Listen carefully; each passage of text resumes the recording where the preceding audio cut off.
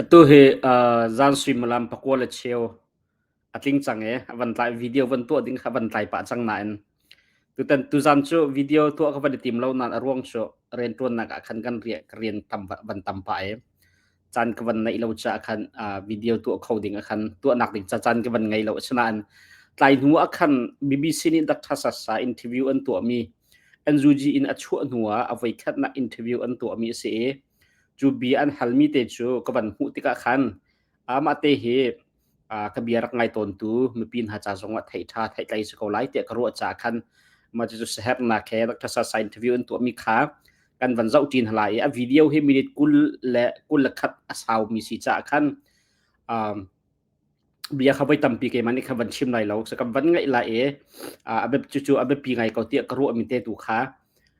akan la ka khan ka van chim pa te lai tu tan chu vai dang video reaction ka tu ban tu khan tam ka van chim lai lo chun adak cha sa kan thai ban tu kan minawu se nangan ji tamashlo politician asilo e anjuji ne tu ban tu ka rian pi thong su won ji de andak pek liaw khan mi tampi ni dr sa sani chu zai da tuan kholai chu kha bang ya amu politician zong asilo tia social mi zong khatam pin dakum asina en akum khuang hak chia ram khela mu ton mi angai lo na ngai ji tama asilo na en ekum nga chunga tuan na ka hen betak ten ai zuam e ai zuam nak ai hotlin nak zong zai mezet amu e chun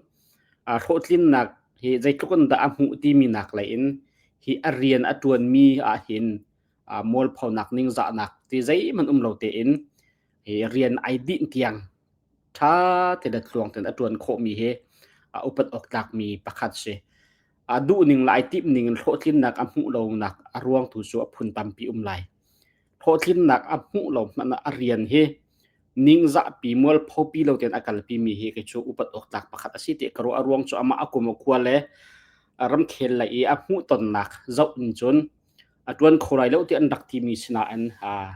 pasal pathian na lam roi ama zong ai zuame tampi ariana kalpi kho ko ti mi te ke ma kam hu ning sile abe chimi kam van ngai hala e kar lak te kha abe pi mi te kha ka van chimpa ka van itan pa te lai be chimi van ngai hau silo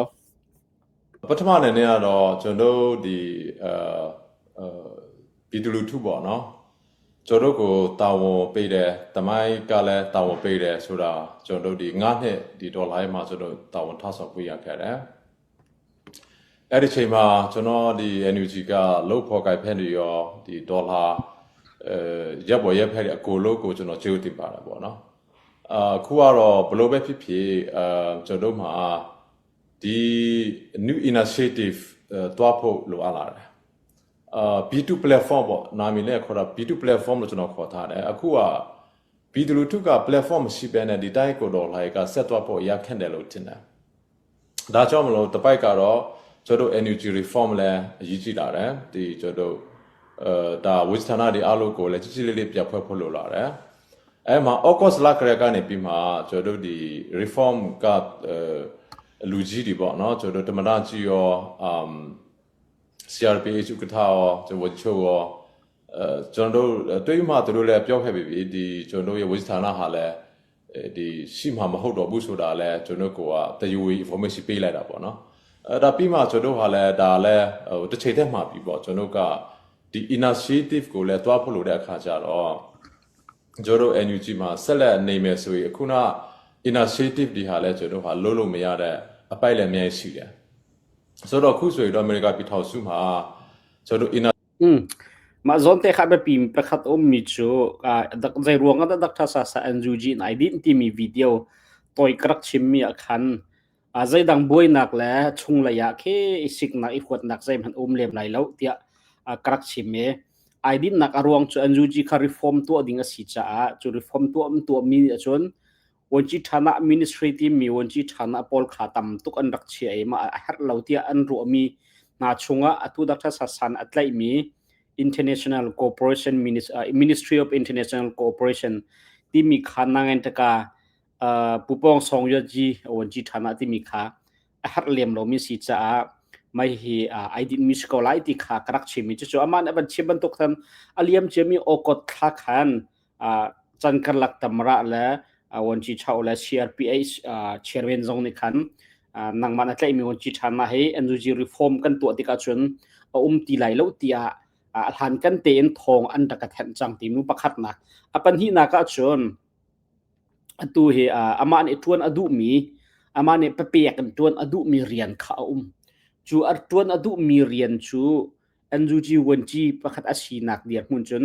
atuan kholo ka tuan kholo ti mu ka tuan kho nak chan kan nei lo cha atu tuan ka du mi ka tuan kho nak hading cha zonga khan atu hi ke ma cha chon thil tha siti kha avan chim mi chi aslo chim du nak kha fyang phai de khan ka van chim bia ka se initiative တစ်ခုကိုကျွန်တော်ကတစ်ချိန်ထက်မှစလိုက်တယ်အဲ့ဒီ initiative ကတော့ local governance ပေါ့အဓိကတော့ဒီလွတ်မြောက်နယ်မြေမှာ local governance အကောင့်မှကျွန်တော်တို့လိုက်က CP မှာဖြစ်တယ်ဆိုတော့ကျွန်တော်အဲ့ဒီ local governance capacity building အတွက်ကိုကျွန်တော်ကgovernance entity တစ်ခုဖွင့်ထားတယ်အဲ့ဒါနံပါတ် 501c3 နဲ့ပေါ့နော်အမေရိကမှာဒုတိယကတော့ lobby နဲ့ advocacy ပေါ့အဲ့ဒါဟာလည်းရရှိတဲ့ initiative ဖြစ်တယ်အဲ့ဒါအတွက်ကိုတော့ 501c4 နဲ့ကျွန်တော်အမှတ်ပြုတည်ထားတယ်နံပါတ်3ကတော့ဒီကျွန်တော်တို့ finance နဲ့ business ပေါ့အဲ့ဒါအတွက်ကိုလည်းကျွန်တော်မှတ်ပြုတည်ထားတယ်ဒါဟာလည်းကောင်းတာကတော့အမေရိကန်ဆိုရက regulate လုပ်မဲ့အဖွဲ့အစည်းဖြစ်တဲ့အခါကျတော့ဥမာ NUG နေနဲ့ဆိုတော့တယူဝီနဲ့ဒီမှာဘာကောက်တော့ဖွင့်လို့မရဘူးဥမာဒေါ်လာရေးအဖွဲ့အစည်းတွေနဲ့ဆိုရင်လည်းအမေရိကန်ပြည်ထောင်စုတို့မှာအခုနလိုတယူဝီနဲ့ဘာကောက်တွေဖွင့်ပြီးမှတယူဝီနဲ့အဖွဲ့အစည်းတွေ legal entity တွေထောင်ဖို့ဆိုတာတော့ဥပဒေနဲ့အများကြီးအခက်အခဲရှိတာပေါ့ဒီဥစားတွေဟာလည်းကျွန်တော်NUG အတွက်တော့၎င်းကျွန်တော်ဒီ CRP ချေအတွက်တော့၎င်းကျွန်တော်ဒီဒေါ်လာရေးအဖွဲ့အစည်းအလုပ်ပေါ့နော်ဒီဒေါ်လာရဲ့အစိုးရအတွက်တော့၎င်းအကုန်လုံးအတွက်ဒါတော့ကျွန်တော်complementary ဖြစ်ပြီးမှတကက်ကိုကဒီ NUG ကိုလည်းတစ်ဖက်တလားအချုပ်ပြပြုမှာပေါ့နော်ဒီဒေါ်လာရဲ့အစုတွေကိုလို့ကိုလည်း complementary ပြဖြစ်တဲ့အနေနဲ့ကျွန်တော် plan တေချာဆွဲပြီးမှstrategically နဲ့ဒါကိုကျွန်တော်လုပ်ထားတာဖြစ်ပါတယ်ရှစ်ဆက်ပြီးတော့လုပ်မဲ့အလုပ်တွေကလည်းဒီ NUG တို့ CRPH တို့အပေါ်မှာလည်းအကျိုးကျေးဇူးရှိစေလိမ့်မယ် complementary ဖြစ်စေလိမ့်မယ်ဆိုပြီးတော့ပြောတယ်ဒေါက်တာဆန်ဆာနဲ့ဒီ NUG တို့ CRPH တို့ကြားမှာရှစ်ဆက်ပြီးတော့ဆက်ဆံရေးဆက်ရှိနေမယ်ဆိုတဲ့သဘောလားatu avan chimmi khamu baya zekan tila kan thai kam van thai fian lo sola tu kha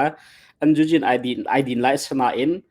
so lai ti nak selo amma ni khan abe pi ti aru mi kha tu itip mi chu pakhat na ka local government tual chung chawza kan tila ja tu leo achun kan ram kha ta to thanak ni kal chuma leo sitai na kan muri lo ti ka ma le peng tlang ma lam hun ma chiao te khen chawza uknak pu te khau chau ye phoi te kha rak sara se chun khat la local government ki level zong an akal chang mi khan ma pol kha atha athon longa ma pol kha fe fon longa do khan na kha athong lai chak lai ti ma kha atik tak mi se adik tak mi tu ten do khan na khe ki chung lai in abungan pi adire chu bungan pi ni chun tang lai khen achang te in bu officer mi kha ashlo tu ten do khan nak chu hun pakhat malam hun ma chiao wa fat ten dak dir chu fat adir mi kha ta khen asur lu ban to kan chung pia vani fun tom kha se khaban tok dir hun khaban tok an akal mi do khan nak asitika khan local government pol tol chung chawza tol chung uknak phu pol kha an thon hau ma thon nak ring cha khan betak te in kai zom lai ti mo chum pan hi na ka chun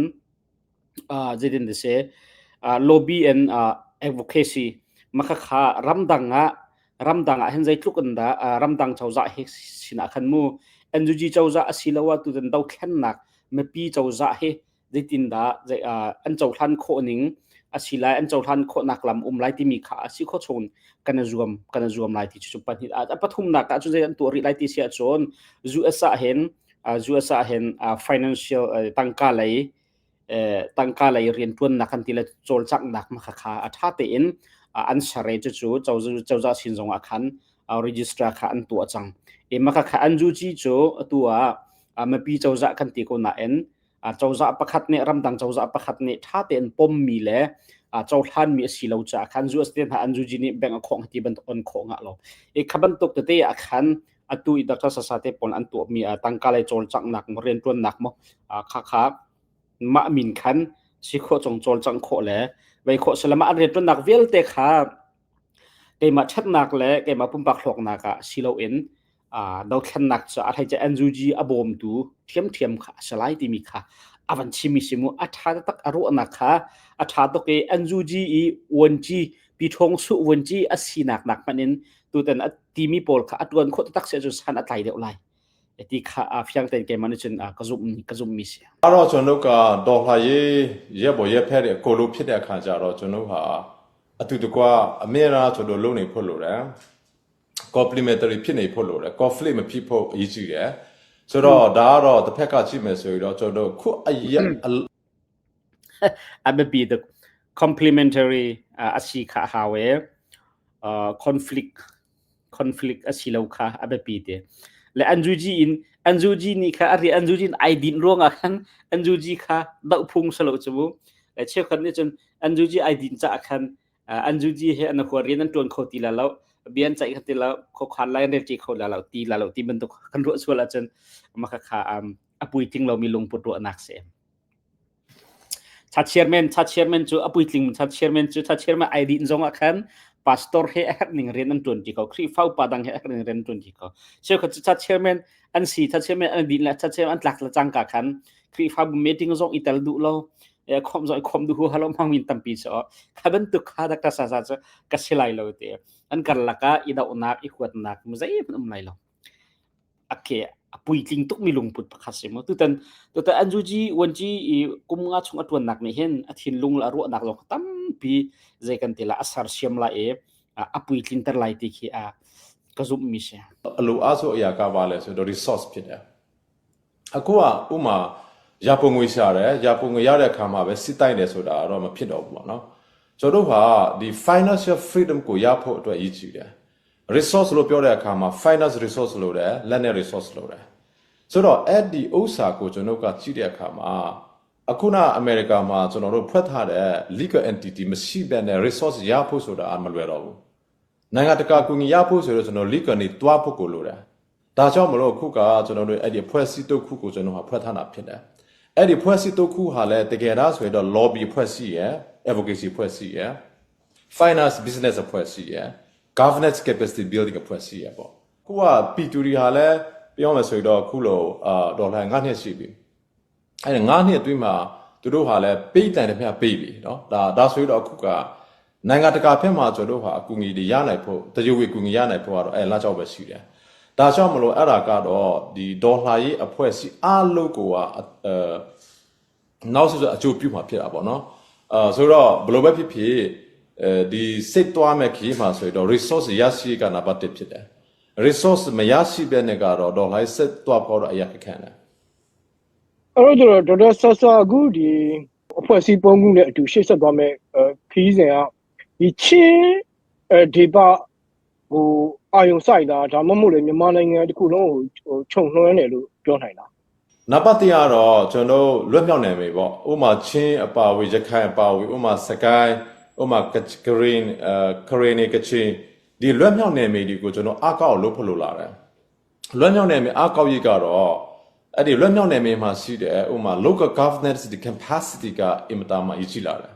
ဥမာ service delivery ဂျာမာရေးဘယ်လိုပေးမလဲပညာရေးဘယ်လိုပေးမလဲနော်လူသားဆန္ဒဘယ်လိုပေးမလဲအဲ့ဒီ basic service delivery လုပ်နိုင်ဖို့က capacity လုပ်တယ်ဆိုတဲ့အခါကျတော့ကျွန်တော်ဒီလွတ်မြောက်နေမှာဥမာပေါ့ကျွန်တော်ကြည့်နေတာကချစ်ပြည်နယ်နဲ့ရခိုင်ပြည်နယ်နဲ့ဥမာစကိုင်းတို့မှာဆိုရင် India rupees ကိုဘာဖြစ်လို့တိုးလို့မရတာလဲဘာဖြစ်လို့ India rupees ကိုမတိုးအောင်ဘာဖြစ်လို့ဒီမြန်မာ cash ကိုပဲတိုးနေရတာလဲဒါနံပါတ်1စစ်စားဖို့လိုတယ်ထုံနည်းတူပဲကျွန်တော်ဒီထိုင်းနဲ့မြန်မာနဲ့စမှာ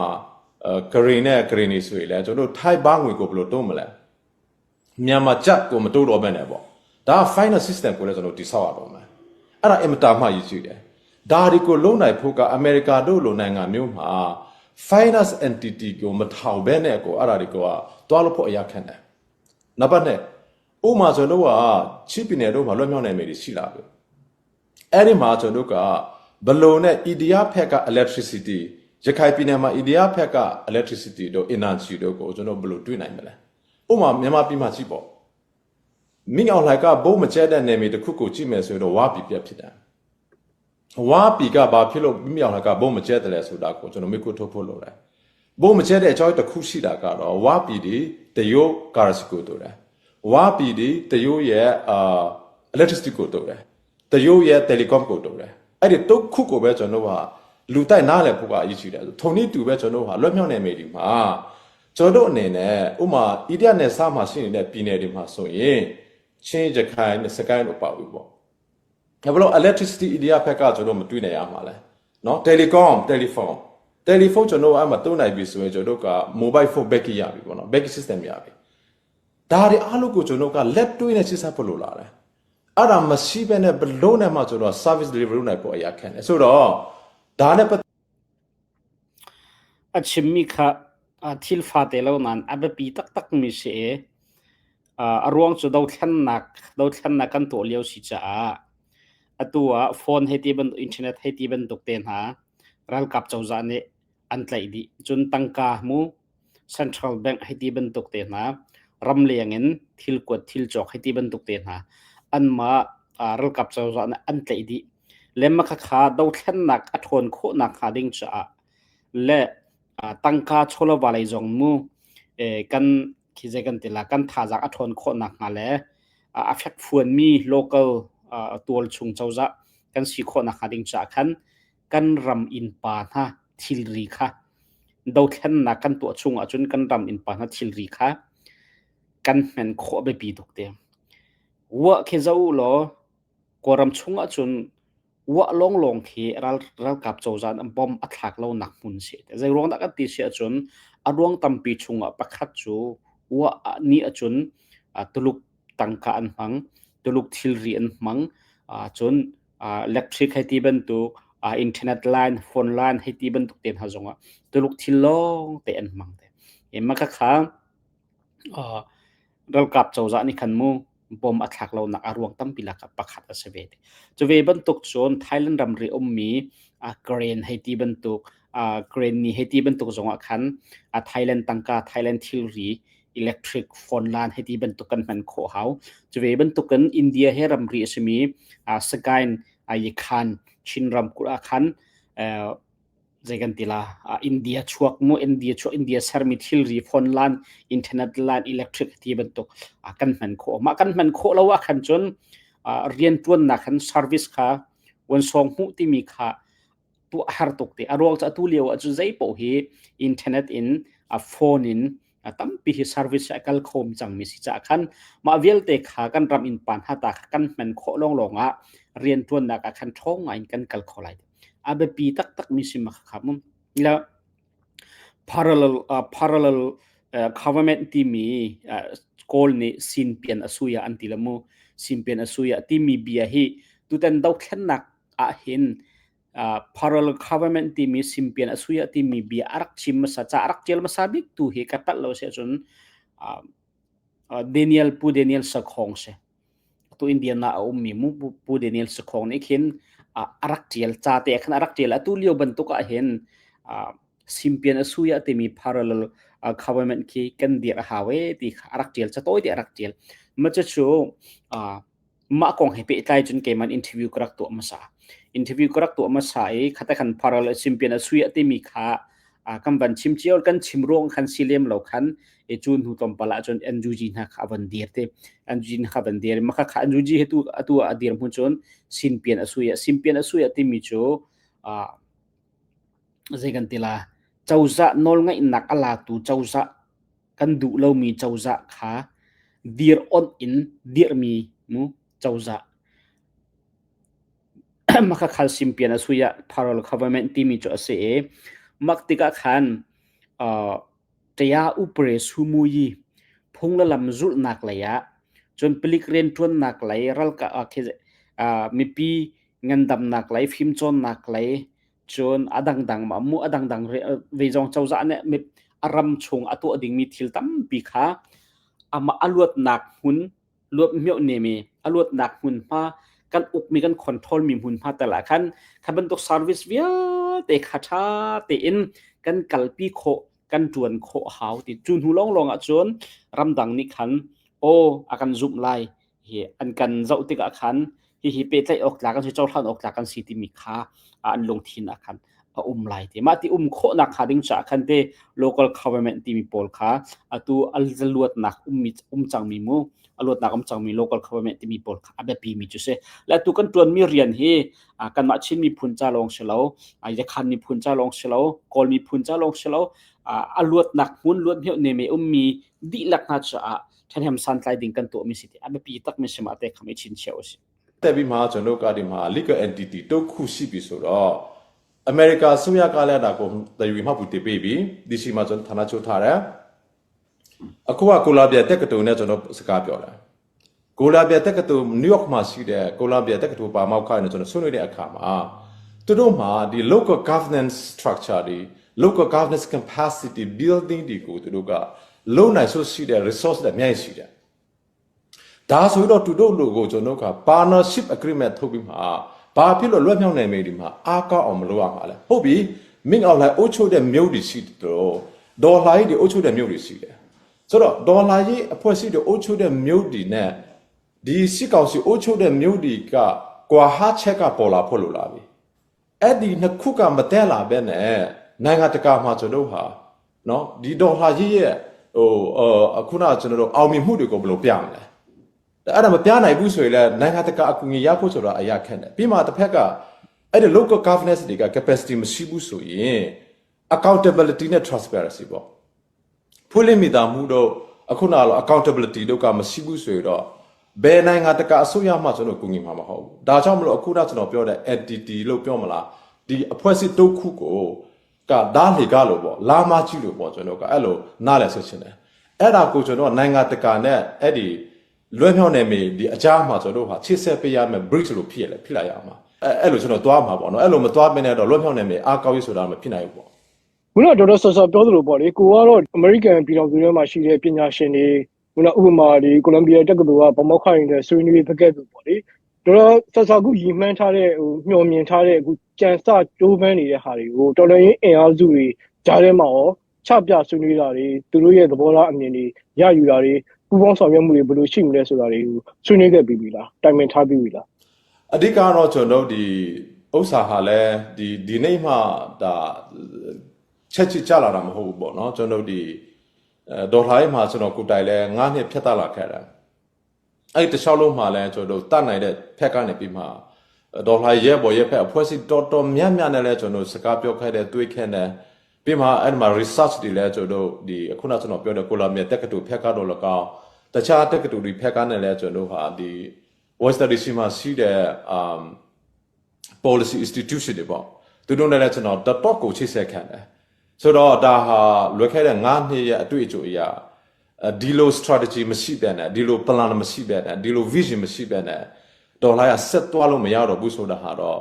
ဟိုအမှားကန်ဖြစ်လာတယ်အခုနိုင်ငံတကာလည်းတောက်ဆိုနေတာကအဲ့ဒါပါပဲခင်ဗျားတို့မှာဘာ plan ရှိတယ်လဲခင်ဗျားတို့မှာဘာ strategy ရှိတယ်လဲနော်စီကောက်စီရဲ့ strategy ကတာဖြစ်တယ်ဟုတ်ပြီဒါဆိုရင်တော့ခင်ဗျားတို့ရဲ့ strategy ကပါလဲဆိုတာနိုင်ငံတကာကတောက်ဆိုတာကြာပြီဆိုvaya van chim ta ning kau ning lo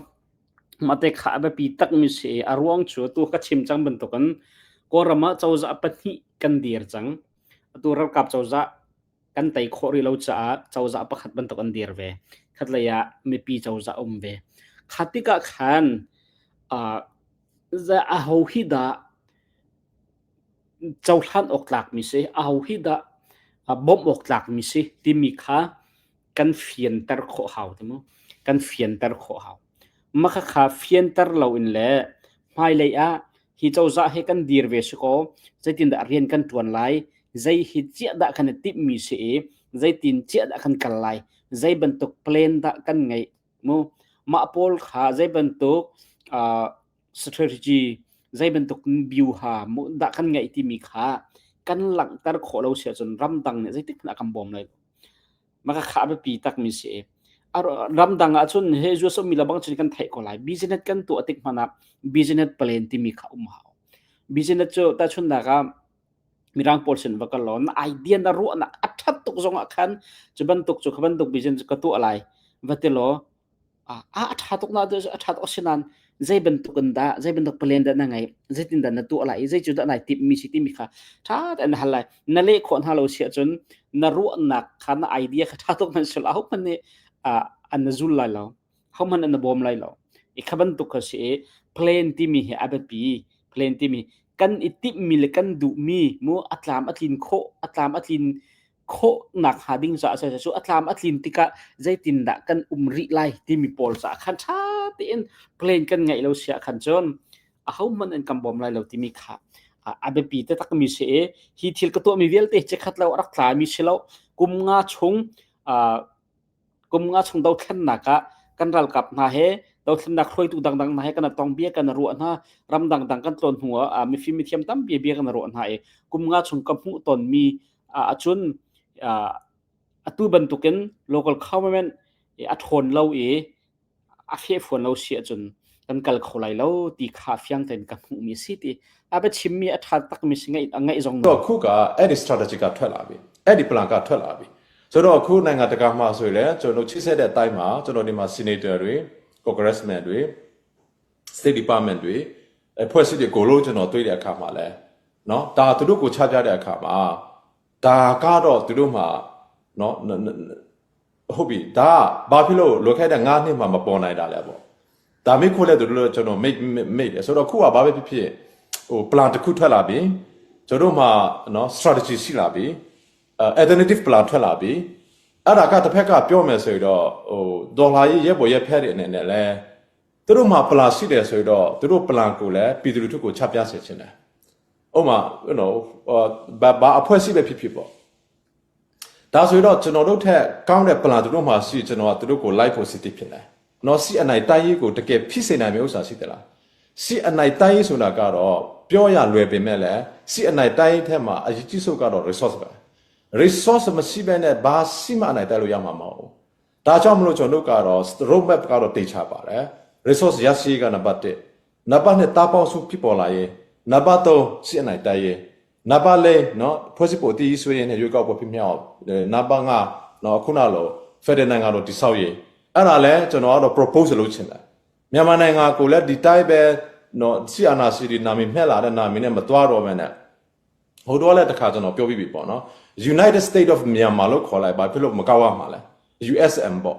ဒါကြောင့်မလို့ကျွန်တော်ပြောချင်တာကအခုန5ချက်ပေါ့ resource ရရှိကနံပါတ်1နံပါတ်2ကတာပေါစုရှိကိုရှိရမယ် Burmese နေတော့ပို့စားလို့မျိုးပေါ့အဲ့ဒါကတော့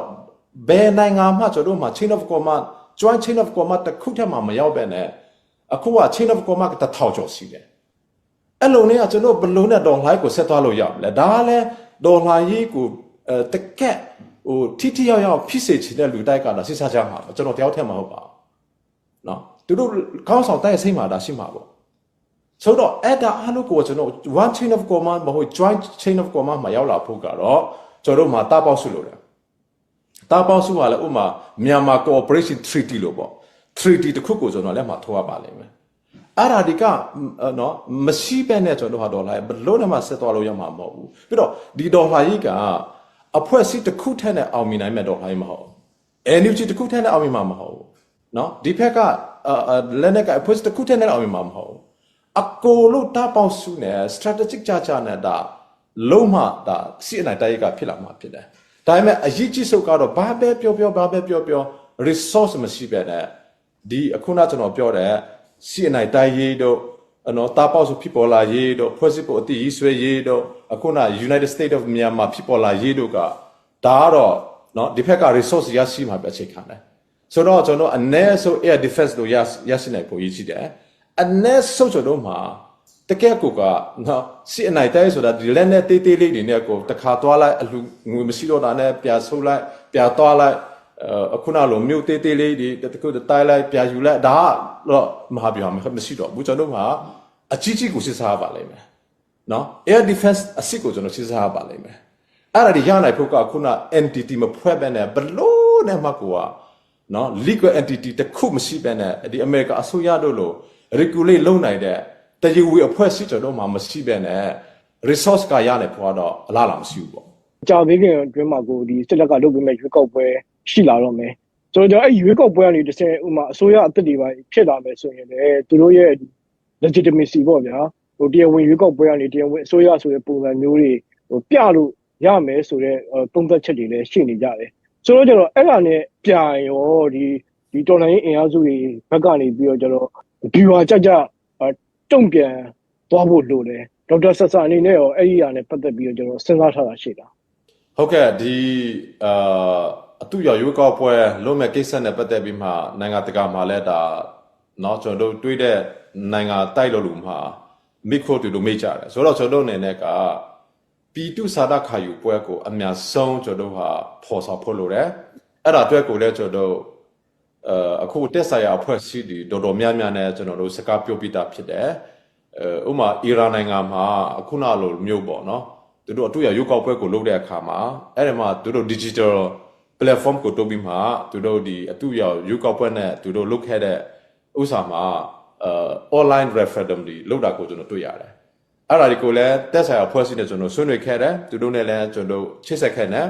ဆိုတော့ထုံနည်းတူပဲအခုကမိခုခုကိုကျွန်တော်ဟာပြည်သူကိုမိမှဖြစ်တယ်အဲ့ဒါမှလည်းပြည်သူလူထုလောက်ကလည်းကြေးရုပ်ပြပြီးမှပြည်သူဒီရဲ့စာဒကိုကျွန်တော်ကိုပေးကြပါအဲ့ဒါအင်မတန်မှအရေးကြီးတယ်နံပါတ်1 atau avan chim ding mi khamo pasri behal nak pasri kha me pi chin kan hal halai ti ma chu zai da silai ti thim na kong ha pe tla in tu ten thim na khe me pi ni kan dir kap mi kan lung atlin mi silo phung ning in tu mi silo a free la fair mi thim na ka silo me pi ni kan chawlan mi silo ti mi kharam dang ne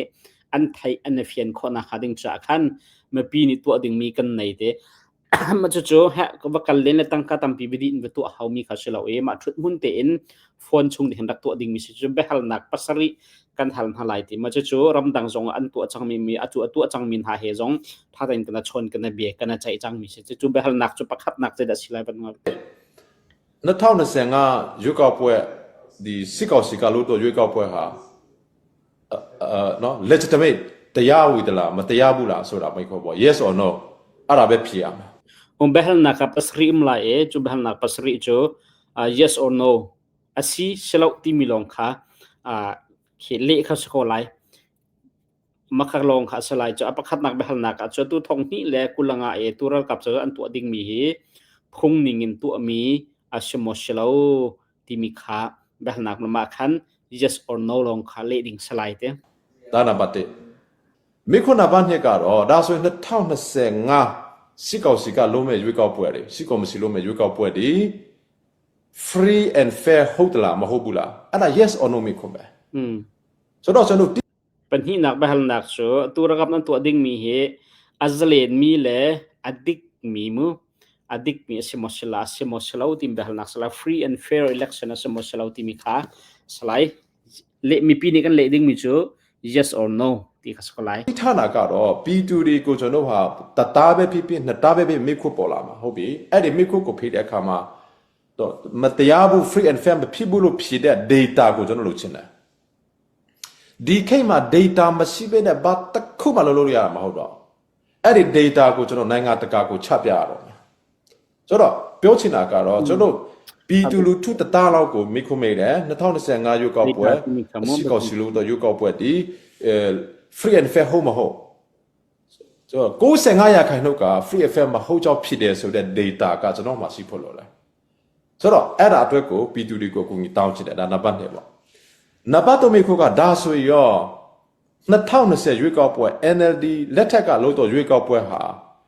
legitimate ဟုတ်တလားเนาะဒါဒီတရားဝင်ဖြစ်တလား yes or no ဒါပဲ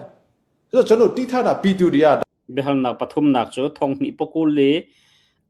thim nak tak tu mi kha phungning ten tu mi sumo selo yes or no ti kha sko ဒါဟုတ်ပြီဒါတော့2020ရွေးကောက်ပွဲဒီ legitimate ဖြစ်တယ်ဆိုတာဖြစ်နာကျွန်တော်တိတယ်အဲ့ဒီကိုကျွန်တော် data ကိုဆွဲပြီးမှနိုင်ငံတကာအားလုံးကိုကျွန်တော်ချပြမှာဖြစ်တယ်နံပါတ်4မိခုအရေးကြီးဆုံးဒါဆို2020ရွေးကောက်ပွဲ NLD လက်ထက်ကလို့ရွေးကောက်ပွဲဟာ free and fair ဟုတ်တယ်လားမဟုတ်ဘူးလား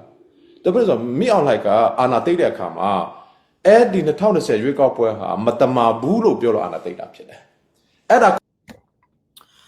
number pali behal nak abe pi nga ngai te arwang chu number pelibel nak so thong ni le pakul thim nak rak tu mi kha free and fair asimo shilo ti mi kha bahal nak sala e arong chumak ze rong sabe pitkan ti sia chon tu ten hi minong hlan ni thong ni le pakul thim nak kha free and fair asi lo cha a no ngai nak kalak ati mi kha si cha khan makha kha mi pi ni hin ram leng ram dang chawza na sina hen free and fair thim nak asikau ti mi kha thong hi la pol thim na kong pet lai khan mu kan lang tar kan chim kho haw tem ကိုချေဖြတ်ဖို့ရအတွက်အဲ့ဒီမိခုကအရေးကြီးတယ်ဆိုတော့ကျွန်တော်တိထားတာကတော့ပြည်သူတွေဟာဟုတ်ပြီ2020ရွေးကောက်ပွဲဒီ free and fair ဖြစ်တယ်ဆိုတာဖြစ်မယ်ဆိုတာဆိုတိတယ်ဒါပေမဲ့ data လို့နေတယ်ဆိုတော့ကျွန်တော် highlight ကဘယ်လိုလာမလဲဆိုဟုတ်ပြီ2020ရွေးကောက်ပွဲဒီ free and fair ဖြစ်ကြောင်း95%ရာခိုင်နှုန်းတော့ပြည်သူတွေဖြစ်တယ်ဆိုတာကနိုင်ငံတကာကကြားကိုကြားဖို့ရည်ကြီးတယ်ကဲနံပါတ်6နဲ့9เนาะအဲ့ဒါအကြီးဆုံးနံပါတ်6ခုကိုတော့ခေါ်လိုက်မယ်ဒါဆိုရင်ဒုက္ခတဲ့အလူတစ်ဖြစ်ဥမာဒီဘင်္ဂလားဒေ့ရှ်မှာရှိနေတဲ့ကျွန်တော်ဒုက္ခတဲ့ပြည်သူတွေထိုင်းနိုင်ငံမှာရှိတဲ့ဒုက္ခတဲ့ပြည်သူတွေမလေးရှားနဲ့အိန္ဒိယတို့မှာရှိနေတဲ့ဒုက္ခတဲ့ပြည်သူတွေအဓိကပေါ့ပြီးမှဒီစီဘေးရှောင်တွေပေါ့ဒါဆိုရင်တော့အဲ့ဒါအကြီးဆုံးကခင်ဗျားတို့မှာမြန်မာနိုင်ငံမှာစီအာနာစီဆက်လက်စီတာနေပြီအေးပြမလားဆိုတဲ့မိခွန်းအကြီးကြီးတယ်သူတို့ကဖြီရမှာဖြီလာမှာတိတ်ချတယ်မြန်မာပြည်မှာစီအာနာစီရှိနေတော့ကျွန်တော်အိမ်မပြဘူးဆိုတာဖြီလာမှာပြကျွန်တော်တိတယ်ဆိုတော့အေရှာနဲ့အိန္ဒိယတို့မှာရှိနေတဲ့ဒုက္ခတွေပြည်သူတွေအဓိကပေါ့ပြီးမှဒီစီဘေးရှောင်တွေပေါ့ဒါဆိုရင်တော့အဲ့ဒါအကြီးဆုံးကခင်ဗျားတို့မှာမြန်မာနိုင်ငံမှာစီအာနာစီဆက်လက်စီတာနေပြီအေးပြမလားဆိုတဲ့မိခွန်းအကြီးကြီးတယ်makha se selection tan ni hinti mi kha abia fang kha ban fian de lo cha kan se paruk nak la pasri nak bahal nak mu aba pi tak tak mi cho India cho Malaysia Thailand cho Bangladesh lai iral azral zam avo mi vial desna sa ram chom hun tang kadang a khuluat tak him nak azam miral rial pol mu ma pol nak se lo tha ten ma ni khan an le ding mi chu bahal nak cho nan rama hin tu khong ton ok nak sit az na sin siniti mi hi umri che lo nan kier ngam lai mo nan kier du lai mo ti mi behal na khaslai chu behal nak chu kan rama khong ton ok nak tu sit ana sin siniti mi umri sia chun kan kier ngam lai lo kan kier khora lo ti mi bale na khamo ma kha ba pi tuk mi slai e သူတို့ကဖြီရမှာဖြီလာမှာတိတ်ချတယ်မြန်မာပြည်မှာစီအာနာစီရှိနေတော့ကျွန်တော်အိမ်မပြဘူးဆိုတာဖြီလာမှာပြကျွန်တော်တိတယ်ဆိုတော့စစ်စံချအဲ့ဒီမိခုဘလောက်ရေးကြည့်တယ်ဥမာဘင်္ဂလားဒေ့ရှ်မှာရှိတဲ့ရိုဟီဂျာကြီးကိုမောင်မားတွေလည်းဖြစ်မယ်ထိုင်းမှာလည်းဖြစ်မယ်မလေးရှားမှာလည်းဖြစ်မယ်အိန္ဒိယမှာလည်းဖြစ်မယ်ကဲကျွန်တော်ပြည်သူတွေတသားကျော်ကိုမိခုမိတာတသားကျော်ထဲမှာ69ရာခိုင်နှုန်းနိပါကမြန်မာပြည်မှာစီအာနာစီရှိနေစီတော့အေးပြမှာမဟုတ်ဘူးလို့ဖြစ်ထားတယ်ဆိုတဲ့ data လောက်အရေးကြီးတာကရှိမှာမဟုတ်ဘူးအဲ့ဒါဟာဘင်္ဂလားဒေ့ရှ်နိုင်ငံအတွက်ထိုင်းနိုင်ငံအတွက်အိန္ဒိယနိုင်ငံအတွက်နိုင်ငံတကာအတွက် policy တော့ထွက်လာနိုင်မဲ့ data ဖြစ်တယ်ကဲနံပါတ်6ခုနှစ်မိတ်ကောအဲ့ဒါပါလဲဆိုရင်ဒါဆိုရင်မြန်မာပြည်မှာနော်မြန်မာပြည်မှာ Federal Democracy အစိုးရစီပြီးမှခင်ဗျားတို့အေးပြရေးကိုလိုချွေးအာမခံတယ်လောလိုက်ကိုအာမခံတယ် citizen ကိုအာမခံတယ် Federal Democracy အစိုးရရှိလိုက်အေးပြမလားဆိုတဲ့မိတ်ကိုဖြစ်တယ်ဒါဆိုရင်တော့ဟုတ်ပြီဘင်္ဂလားဒေ့ရှ်မှာရှိတဲ့ကျွန်တော်ပြည်သူတွေရောထိုင်းမှာရောမလေးရှားမှာဒီနိုင်ငံအင်းနီနာရှိတဲ့တိုင်းမှာဖြစ်လာမှာကဟုတ်ပြီဘတူက chati sia cho nan rama adik amhan mi chawza democracy chawza se lo nan ram nan kier lai mo tim behal nak pasri nakha maka behal nakha chu khatera jamvel tem hungip ka ki umini khan kan kier lai tia an le lai maka khame pi du nakha me pi ne zai tukanda kan rama democracy ukna kum se ti andu zai tukanda dictatorship ti mi khong ton ukna khan huat andu lo ti mi kha ram danga khan mo tha ti me pi du nakha chiti chin an chim ti men long ka selo e heti hin fo an chim an lang tar chu mi pi ti mi kha ram dang sina khan data kha tha te tham ten lang tar kho kha ba pi to ke ti အိမ်မပြချီတဲ့လူရှိမလား Federal Democracy အစိုးရတာဖြစ်လာပြီးမှ Federal နိုင်ငံတော်ဖြစ်လာပြီးမှလောလာတော်နိုင်ငံဖြစ်လာတယ်ဆိုတော့အကိုလို့အေးပြချင်တယ်ဆိုတဲ့ data ကထွက်လာတဲ့အခါမှာကျွန်တော်တို့က data အားလို့ကိုစုဆောက်ပြီးမှအဲ့ဒါကိုကျွန်တော်တို့က briefing paper ထွက်မယ် policy paper ထွက်မယ်အဲ့ဒါကိုလွှတ်တော်တိုင်းနဲ့နိုင်အစိုးရတိုင်းမှာအခုနကျွန်တော်ပြောတဲ့ entity တုတ်ခုအောက်မှာ advocacy entity အောက်မှာအဲ့ဒါတွားမှာဖြစ်တယ်နော်အဲ့ဒါကိုအဲ့လိုနဲ့ကျွန်တော်တို့က P2 ကိုကျွန်တော်တို့ referendum ပို့စားလို့ P2 ရဲ့စာသားကိုမကြာခီမှာကျွန်တော်တို့ဟာခါယူမှာဖြစ်တယ်အဲ့ဒီဥစ္စာအတွက်ကိုလည်းကျွန်တော်တို့အခုဆိုတော့ app ကို develop လုပ်ထားတယ် mobile phone နဲ့ download လုပ်လို့ရမယ် website ကနေလည်းလုပ်ရမယ်တချို့နေရာမှာဆို hard နဲ့လုပ်ရမယ်ဆိုတော့ကျေးဇူးပြုပြီးမှဒီလာမဲ့ဒီသူတို့လုံးမဲ့နေမတိုက်ခီမှာအဲ့ဒါထွက်လာတဲ့အချိန်မှာ P2 တွေဘယ်နေရာကပဲဖြစ်ဖြစ်ဘယ်ကပဲဖြစ်ဖြစ်ဖြစ်တဲ့လူများလေနိုင်ငံတကာမှာကျွန်တော်အဲ့ဒါကိုလွှတ်တော်တိုင်းနဲ့အစိုးရတိုင်းမှာဒီစစ်ကော်မစီကလုံးမဲ့ရွေးကောက်ပွဲကို delegitimize လုပ်ရမယ် disqualify လုပ်ရမယ် discredit လုပ်ရမယ်အခါမှာကျွန်တော်ဟာအဲ့ဒီ data ကအင်မတန်မှရရှိတဲ့အတွက်ကြောင့်ကျွန်တော်ကိုအဲ့ဒါကိုကူညီပေးစီခြင်းနဲ့အဲ့လိုမလုပ်ဘဲနဲ့လက်ပိုက်ကြည့်နေရတော့တရုတ်ကသူတို့လက်ခံထားတယ်တစ်ဖက်ကဆိုရင်လည်းရုရှားကလက်ခံထားတယ်ဘယ်လာရုစ်လိုနိုင်ငံတွေကသူ့ကိုထောက်ခံထားတဲ့စခါမှာတချို့နိုင်ငံတွေဟာလည်းအဲ့လို data နဲ့ပြည်သူလူထုရဲ့အတာ data နဲ့မရှိတော့เนาะသူကအခုနလိုပေါ့ free pass ရနိုင်မယ့်အနေထားလည်းရှိတယ်အဲ့လိုမဖြစ်ရလေအောင်အဲ့ဒီ